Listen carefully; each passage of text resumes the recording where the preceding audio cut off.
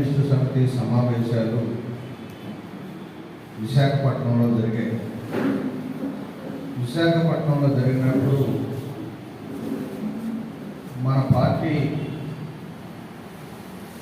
ఇటీవల జరిగినటువంటి ఎన్నికల్లో అనుసరించినటువంటి విధానం, కేంద్రంలో రాష్ట్రంలో జరిగినటువంటి ఎన్నికల తీరుతెన్నులు, వీటన్నిటి మీద కూడా సమీక్ష చేయడం అనేది జరిగింది. చేసిన తర్వాత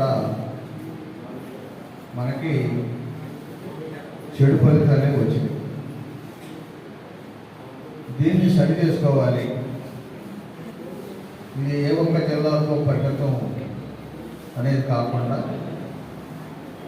గ్రామ స్థాయి నుంచి భారత కమ్యూనిస్టు పార్టీ సభ్యుడి దగ్గర నుంచి రాష్ట్ర కమ్యూనిస్టు సమితి నాయకత్వం వరకు అందరూ కూడా ఆత్మపరిశీలన చేసుకొని దానికి ఒక పట్టుదలకి పార్టీ నిర్మాణాన్ని చేపట్టాలని చెప్పేసి అనుకున్న సమయంలోనే ఈ జిల్లాల సమావేశాలు వరుసగా జరుగుతూ ఉన్నాయి. నిన్ననే విజయనగరం జిల్లా సమావేశం జరిగింది. దానికి కామ్రేడ్ ఈశ్వరయ్య గారు, కామేశ్వరరావు గారు ముగ్గురు కూడా హాజరయ్యారు. ఈ జిల్లా సంగతి మీకు అందరికీ తెలుసు, చాలా చిన్న జిల్లా. పేద వర్గాలు పెద్ద సంఖ్యలో ఉన్నటువంటి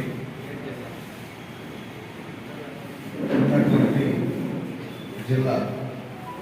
నిజంగా 3 షెడ్యూల్ తెగలకు సంబంధించింది, 1 షెడ్యూల్ కులానికి సంబంధించినటువంటి 4 జిల్లాలే. అల్లూరు సీతారామరాజు జిల్లా అతి చిన్నది.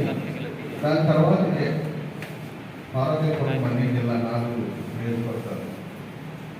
ఈ జిల్లాలో పార్టీని, మన పార్టీని అభివృద్ధి చేసుకునే దాని వరకు మనం నాయకత్వాన్ని కూడా ఎన్నిక చేసుకున్నాం ఒక 2 సంవత్సరాల క్రితం. సరే, ఆ నాయకత్వం పనిచేసిందా లేదా అనేది ఆత్మపరిశీలన చేసుకొని దాని మీద మనం భవిష్యత్తు కార్యక్రమం తీసుకుంటాం. ముఖ్యంగా ఇటీవల జరిగినటువంటి ఎన్నికల్లో మనం 2 నినాదాలు తీసుకున్నాం. ఈ భారతదేశంలో ప్రజల యొక్క విశ్వాసాన్ని కోల్పోయినటువంటి లౌకిక ప్రజాస్వామ్య భారతాన్ని కాపాడలేనటువంటి మోడీని ఇంటికి పంపించాలి. అలానే ఈ రాష్ట్రంలో ఒంటెందుకు పోకడబోదు, సంక్షేమ పథకాలని పేరు చెప్పి అదే పరమని చెప్పి అభివృద్ధిని పక్కన పెట్టి తన యొక్క పరిపాలన విధానంలో కష్టాలు రకరకాలైనటువంటి వేదికలతోటి ఈ రాష్ట్రంలో పరిపాలన. దానికి అనుగుణంగానే ఈ రాష్ట్ర ప్రజలు తీర్పిచ్చారు.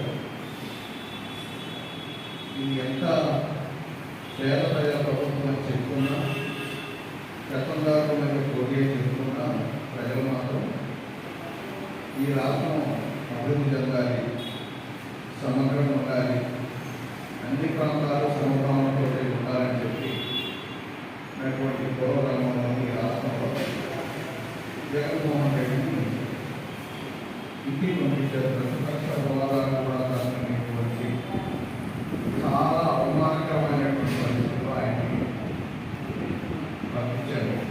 లేకపోతే ఆయన ఏది తెలుసుకున్నాడు, చదువులు ఎక్కువ తెలుసుకున్నాడు కదా, అందువల్ల మాట్లాడవాలి. క్లాసులో మాట్లాడలేదు, అట్లా చెప్పాను నేను కూడా. అయితే జగన్మోహన్ రెడ్డి ప్రతిపక్ష హోదా కూడా దక్కకుండా కేవలం 11 ఎమ్మెల్యే స్థానాలతోటైనా ఇవాళ ఈ రాష్ట్రంలో ప్రతిపక్ష నాయకుడిగా ఉన్నాడు, వైసీపీ ప్రతిపక్ష నాయకుడిగా. ఇప్పుడు కేంద్రంలో మాత్రం మనం ఆశించిన కానీ మోడీకి తను అనుకున్నటువంటి సీట్లు మాత్రం భారీగా తగిలి ఆయన ఎంతవరకు వెళ్ళాడు, మీరు నాకు 400 సీట్లు ఇస్తే 400 సీట్లు ఇస్తే ఈ భారత రాజ్యాంగాన్ని నేను మారుస్తాను, ఒక మంచి రాజ్యాంగాన్ని తీసుకొస్తానని చెప్పే పద్ధతుల్లో ఆయన చెప్పకపోయినా ఆయన పార్లమెంట్ సభ్యులందరితో కూడా అదే ఆయన చేస్తున్నటువంటి పరిస్థితి. ఈ 10 సంవత్సరాల కాలంలో ఆయన చేసినటువంటి పరిపాలన కానీ లేకపోతే ఈ 5 సంవత్సరాల్లో ఆయన చేసినటువంటి పరిపాలనని మనం ఒక్కసారి అర్థం చేసుకుంటే ప్రభుత్వ రంగ సంస్థలైనటువంటి ఆర్బీఐ కానీ అలానే ప్రణాళిక సంఘాలు కానీ రద్దు చేసి ఆర్బీఐని రద్దు చేయలే, దాని యొక్క అధికారాలన్నీ కుదించి కేంద్ర ప్రభుత్వం చేతులు పెట్టుకున్నారు. అలానే ప్రణాళిక సంఘం అనేది రద్దు చేసి నీతి ఆయోగ్ అని పేరు పెట్టి అదొక కథ చేశాడు ఆయన. ఇప్పుడు ఎక్కడ కూడా సరైనటువంటి మన భారతదేశం చాలా సున్నితమైనటువంటి భారతదేశం. కులాలు, మతాలు, జాతులు, ప్రాంతాలు ఇవన్నీ మిళితమైనటువంటి దేశం. ఈ దేశాన్ని జాగ్రత్తగా పరిపాలించుకోవాల్సినటువంటి సమయం. నిజంగా 75 సంవత్సరాలు స్వాతంత్రం వచ్చిన తర్వాత ఆయన ఏమాత్రం కూడా దాన్ని పాటించకుండా సున్నితమైనటువంటి కాశ్మీర్ సమస్యను కూడా దాన్ని జటిలం చేసి 370 అనే అధికారం తీసుకొచ్చి దాన్ని రద్దు చేశాడు. 370 ప్రకారం అయితే కాశ్మీర్ని జాగ్రత్తగా కాపాడుకునే పద్ధతులు అనేది మన రాజ్యాంగంలో దాన్ని పొందుపరుచుకున్నాం. కానీ ఆ వైపుగా చేయలేదు.